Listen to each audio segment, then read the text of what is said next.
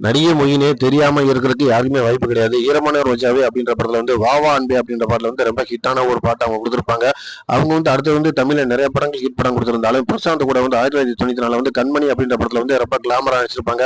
அந்த கேரக்டர் வந்து அவங்களுக்கு நடிக்க விருப்பமே இல்லை அப்படின்னு சமீபத்துல பேட்டியில கொடுத்திருக்காங்க.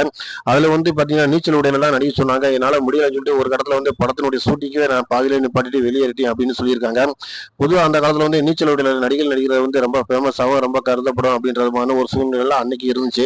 அவங்க பாத்தீங்கன்னா வந்து விக்ரம் சார் வந்து எனக்கு ரொம்ப ஃப்ரெண்டாவும் முக்கியமான நபராகவும் இருக்காரு. அவரு புதிய மன்னர்கள் அப்படின்ற படத்துல வந்து என்னை ரொம்ப அழகா நடிக்க வச்சிருந்தாரு. அதே நேரத்துல வந்து அதுக்கப்புறம் சூரியவம்சா அப்படின்ற படத்துல வந்து பிரியாமணி கேரக்டர் வந்து என்னை நடிக்க சொன்னாரு. ஆனா அது கொஞ்சம் நெகட்டிவ் ரோல்னால என்னால நடிக்க வேணாம் அப்படின்ட்டு நான் அவர்கிட்ட வேண்டாம்னு சொல்லிட்டேன்.